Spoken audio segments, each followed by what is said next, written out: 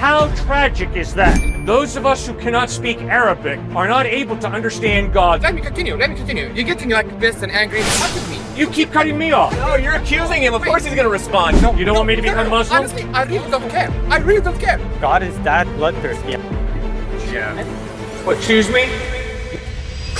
እግዚአብሔር እንደዚህ ገመጣጭ ነው ብሎ የተናገረው ይህ ወጣት የጦፈ ክርክርን ከክሊፍ ጋር አስነሳ። ከመጽሐፍ ቅዱስ አስተማማኝነት እስከ ኡስማን ዘመን ታሪክ ድረስ የዘለቀ እጅግ በጣም አስተማሪ የሆነ ክርክር ነው። ክሊፍ ትልቅ ጥያቄን አነሳ። አምላክን ለመረዳት የግድ አረብኛ መናገር አለብን? ደግሞስ መለኮታዊ የሆነ መልእክት ለምን በአንድ ቋንቋ ብቻ እንዲገደብ ይደረጋል? ይህ በክሊፍና በሙስሊሙ ወጣት መካከል የተደረገ የእሳትና የጭድ ፍጥጫ ነው። ይህን ውይይት ከእንግሊዘኛ ወደ አማርኛ በቀጥታ ተርጉመን አቅርበንላችኋል። በቪዲዮ መጨረሻ አንድ ያልተመለሰ ጥያቄን አስቀምጠንላችኋል። ለጥያቄያችሁ ቀና መልስን በኮሜንት ሴክሽን ላይ እንጠብቃለን። ቀጥታ ወደ ቪዲዮ።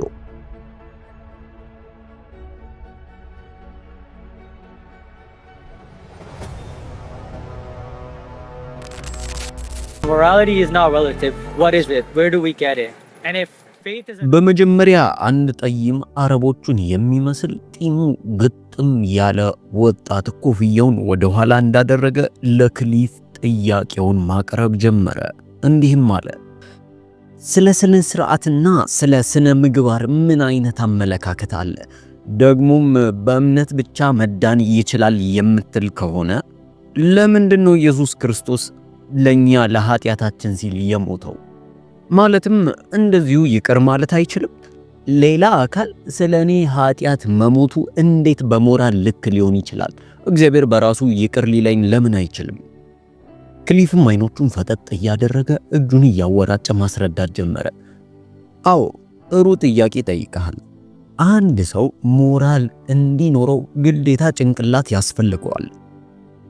ይህ አንድ ነገርን በደንብ ጠንቅቆ ይነግረናል። ትክክልና ስህተትን የሚፈጥረው የሰው አእምሮ ነው ማለት ነው። ይህ ማለት ደግሞ እኔ ከአንተ በላይ ትክክል እንዳልሆን ያደርገኛል፣ አንተም ከእኔ በላይ ትክክል እንዳትሆን ያደርጋል። ሁሉም ነገር አንጻራዊ ይሆናል ማለት ነው። ወጣቱ ሙስሊሙም እንዲህ ሲል ጠየቀ፣ ታዲያ ለምን ለራሴ ኃጢያት ራሴ ለምን አልከፍልም አለ። ክሊፍም መለሰ፣ ልክ ብለሃል። አዎ ትከፍልበታለህ። የመጀመሪያው ምርጫ ለሰራኸው ኃጢያት በሙሉ አንድ በአንድ የእጅህን ትቀበላለህ። ወይም ደግሞ ቀላሉ መንገድ ኢየሱስ ክርስቶስ ለአንተ ኃጢያት ሲል የከፈለውን መስዋዕትነት በመስቀል ላይ የተንጠለጠለውን ዋጋ ትቀበላለህ። ከሁለት አንዱ መሆኑ ግድ ነው። እሱ ደግሞ ልክ እንዳንተው ምርጫ ነው። ሙስሊሙ ወጣት አሁንም ቀጠን ያለ ጥያቄን ጠየቀ። ታዲያ ክርስቶስ ስለኔ ኃጢያት መክፈሉ እንዴት ነው ለክርስቶስ ፍትሃዊ ሊሆን የሚችለው? ደግሞም እግዚአብሔር ጻድቅ ፈራጅ የምንለው ከሆነ ለኢየሱስ ክርስቶስ አይገባውም ማለት ነው ብሎ ጠየቀ። ክሊፍ መለሰ፣ አዎ ልክ አንተ እንዳልከው እግዚአብሔር ሙሉ በሙሉ ጻድቅ ፈራጅ ነው። እግዚአብሔር አንተ ለሰራው ሥራ ኢየሱስ ክርስቶስን ምንም ሳይቀጣው ኢየሱስ ክርስቶስ በመስቀል ላይ ሳይሰቀል ይቅር ሊልህ ይችላል። ነገር ግን እግዚአብሔር ጻድቅ ፈራጅ ለመሆን መርጧል። ጻድቅ ፈራጅ ስለሆነ ባጠፋ ቁጥር ዝም እያለ ይቅር አይልም። አየህ መጽሐፍ ቅዱስ ሲናገር የኃጢያት ቅጣቱ ወይም ደግሞ የኃጢያት ደሞዝ ሞት ነው ብሎ ተናግሯል። ስለዚህ ስለኔ ኃጢያት ያንን የሞት ዕዳ የሚከፍል አካል የግድ ያስፈልጋል። ለምሳሌ እኔ ባንተ ላይ ስዋሽ፣ ስሰርቅ፣ ስበድል ያንተን ክብር ዝቅ እያደረኩኝ ነው። በክፉ ወይም ደግሞ በውሸት በማጭበረብር ጊዜ በመጽሐፍ ቅዱስ መሰረት ኃጢያትን እየሰራው ነው ማለት ነው። ለዛ ኃጢያቴ ደግሞ ግዴታ የሞትን ደሞዝ መቀበል ይኖርብኛል። ባንተ ላይ ላደረግኩት ክፉ ሥራ ውጤት ሞት ይገባኛል። እግዚአብሔር ጻድቅ ፈራጅ ነው ተባብለን የለ? ስለዚህ ከሁለት አንድ ነገር ሊሆን ይገባል። ወይ እኔ ያንን የሞት ዕዳ መክፈል ይኖርብኛል፣ ወይ ደግሞ ራሱ የፈረደው ፈራጁ በራሱ የኔን ቦታ ይወስዳል ማለት ነው። አየህ ኢየሱስ ክርስቶስ ያደረገው ይህንን ነው። እርሱ ራሱ ፈራጅ ሆኖ ሳለ በእኔ ፈንታ በመቆም ሕይወቱን አሳልፎ ለኔ ሰጠ። ይህ በዚህ በኩል የምታየው የፍቅርን የመጨረሻ ጥግ ነው። ሙስሊም ወጣቱ ጺሙን እየነካካ ይገርማል፣ አምላካችሁ በጣም ደም ያጠማው ነው። እኔ እንደዚህ አይነት አምላክ ማመን አልፈልግም አለ።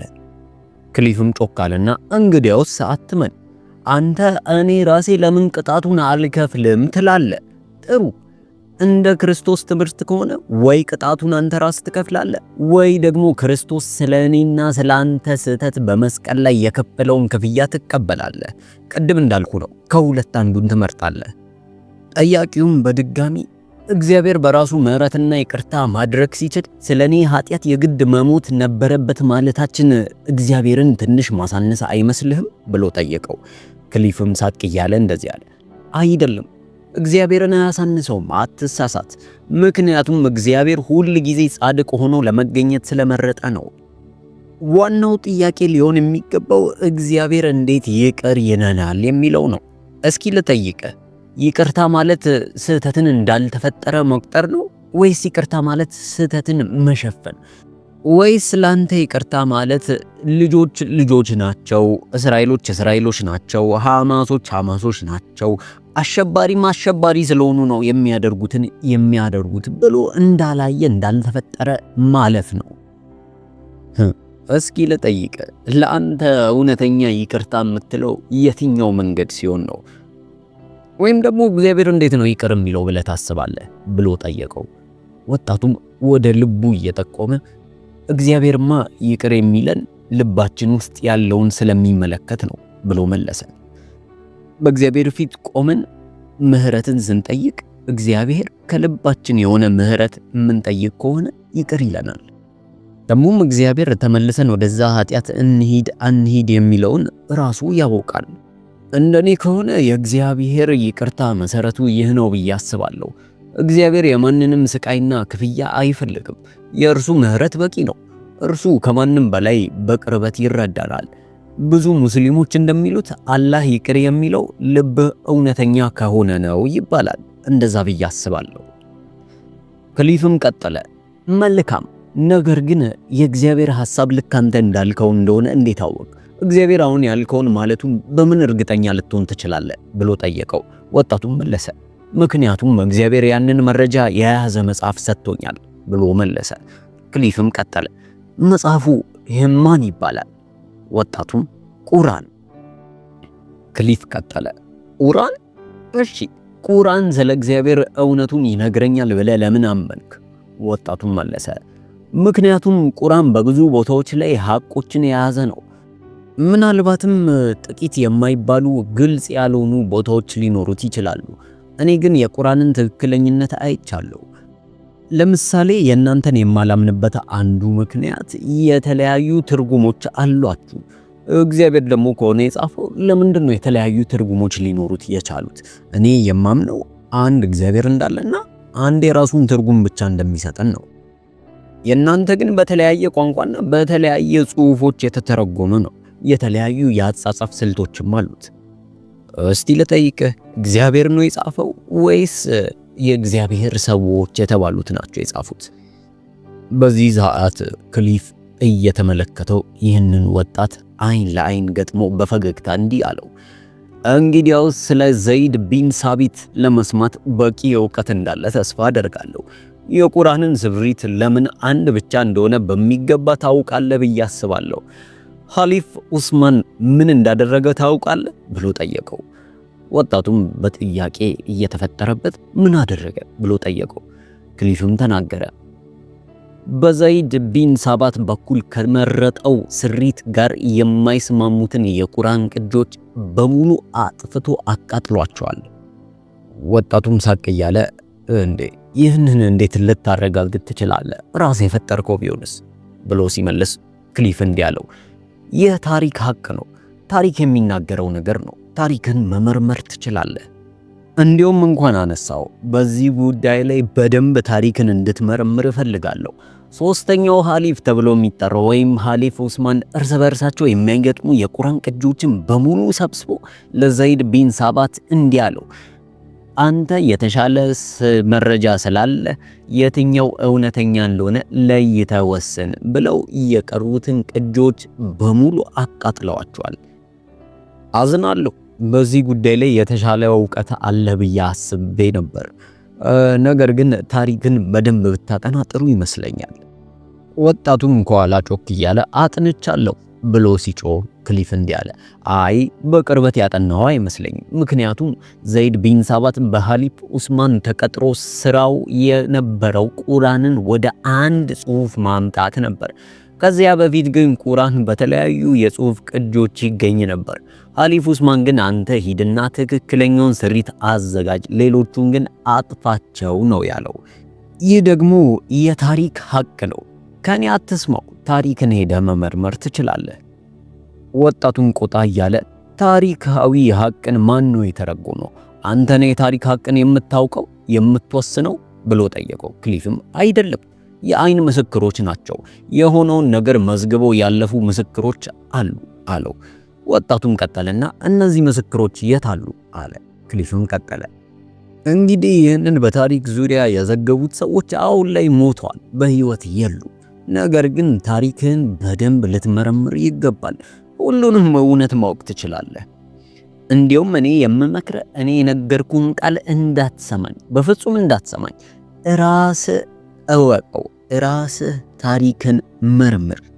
በቃ በክፍት ልብ፣ በእውነተኛ ልብ የተጻፈውን ታሪክ ብቻ አንብበው። ግን እኔ ሁሉንም ነገር ስደመድምልህ የእናንተ ቁርአን እርስ በርሱ የሚጣረሰው ቅጂ ስለነበር የሚጣረሰውን በሙሉ አቃጥለው አንድ ብቻ ቅጂ አስቀርተዋል። መጽሐፍ ቅዱስ ግን እንደዛ አይደለም።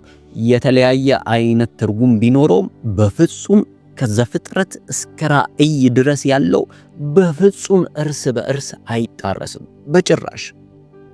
ግን እስኪ እውነተኛ ነው፣ አንተ በማስረጃ ላይ ያልተመሰረተ ይልቁንም ቁርአን የእግዚአብሔር ቃል ነው በሚል በጭፍን ቁርጠኝነት ላይ የተመሰረተው ግዙፍ የድፍረት እርምጃ ወስደሃል። ይህ ብቻ ሳይሆን ያንን የአምላክን ተአምራዊነትና ታላቅነት ለማወቅ እንኳን ከፈለጋችሁ የግዴታ አረብኛ ማወቅ አለባችሁ፣ አለበዚያ ማወቅ አይቻልም።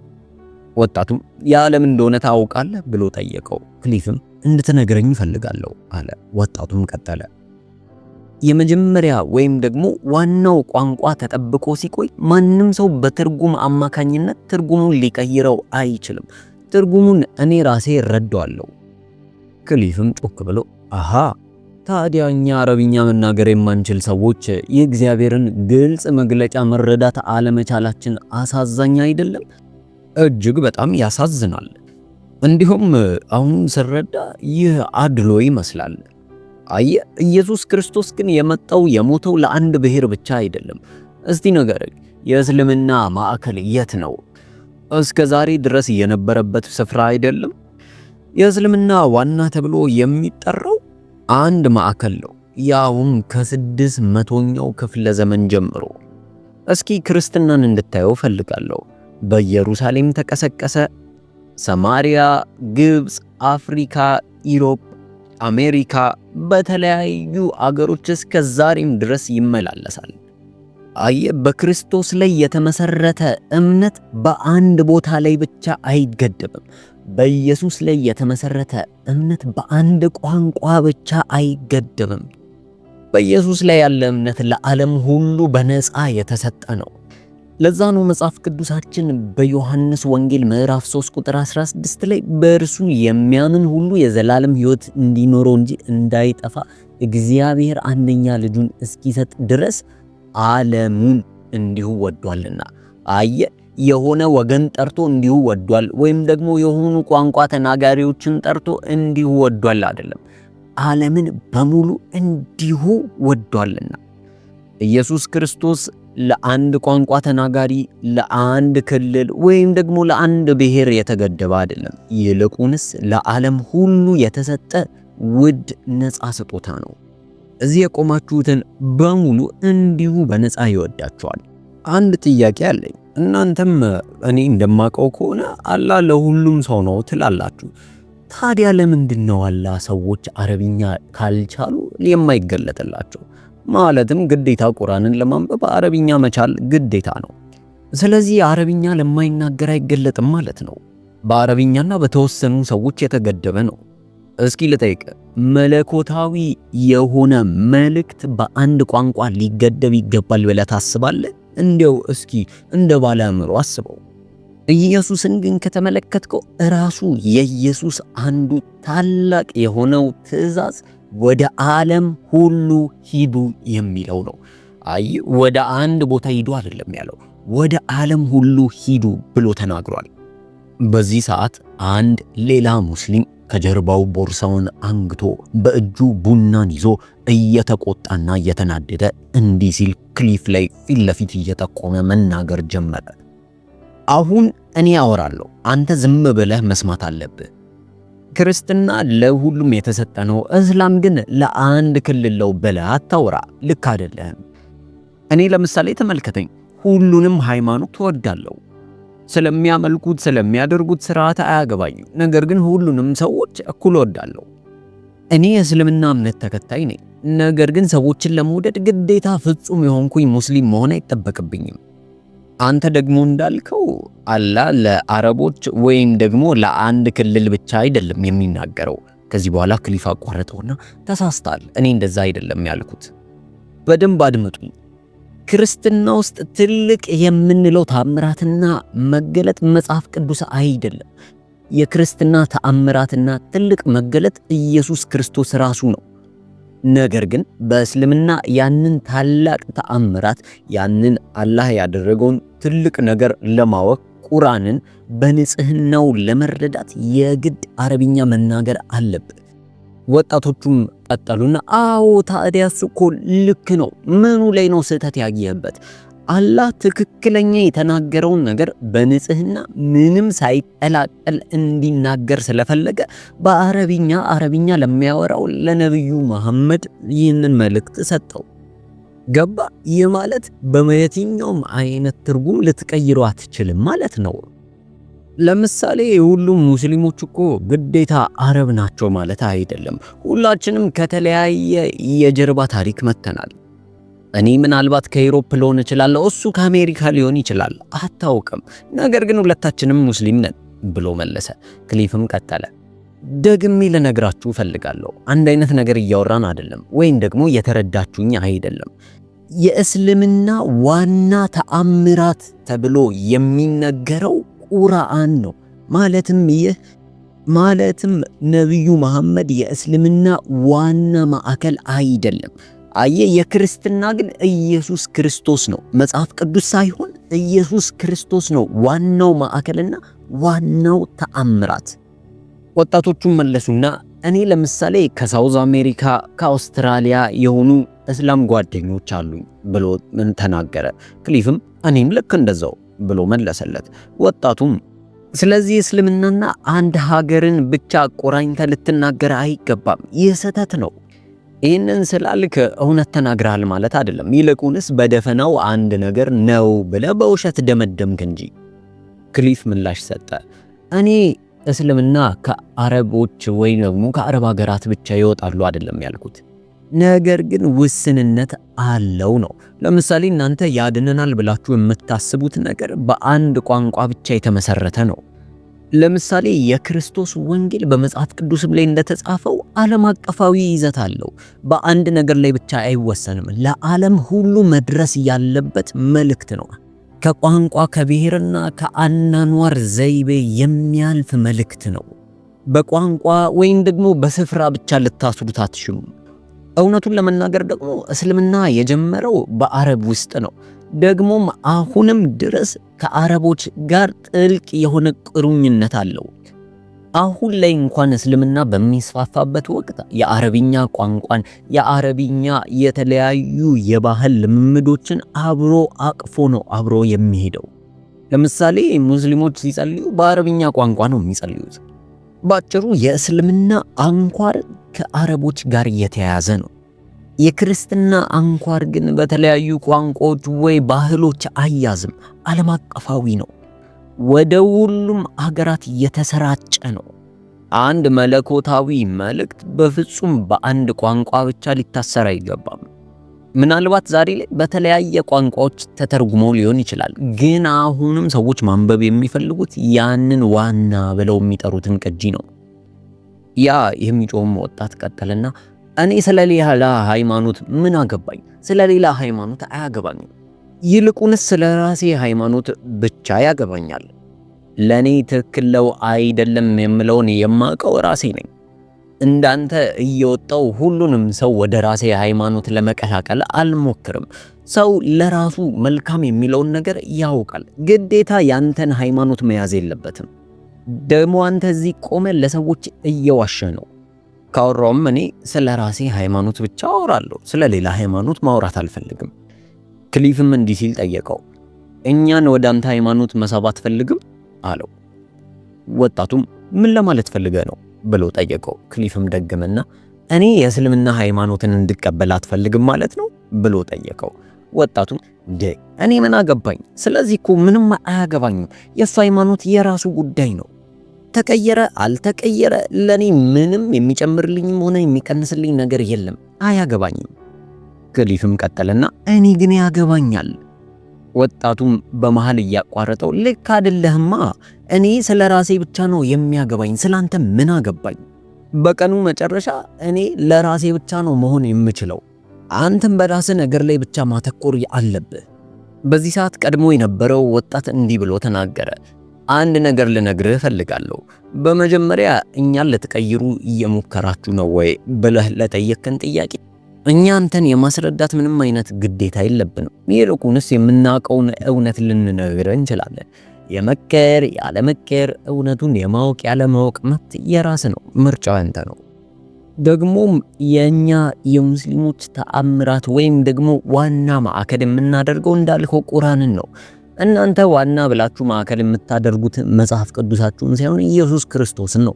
ኢየሱስ ክርስቶስ ደግሞ ይኸው ካንተ ጋር አሁን የለም። እኔን ማዕከል የምታደርገውን አውጣ ካልከኝ ቁርአኔን አሁን አውጥቼ ላሳይ እችላለሁ። የሚታይ ተአምር አለኝ ማለት ነው። ስለዚህ የኔ ይሻላል ብዬ አስባለሁ ብሎ ወጣቱ ሄዶ ክሊፍን እጁን ጨበጠው። ክሊፍን እንዲያወራ ምላሽ እንዲሰጥ ጊዜ አልሰጠውም ነበር። ክሊፍም ሊመልስ ሲል አይ በቃ እኔ ጨርሻለሁ፣ እዚህ ጋር እናብቃ፣ መሄድ አለብን ብለው ተናገሩ። እስኪ በመጨረሻ የወጣት ለጠየቀው ጥያቄ ምን አይነት ምላሽን ትመልሱ ነበር? መልሱን በኮሜንት ሴክሽን ላይ አስቀምጡ። እናመሰግናለን።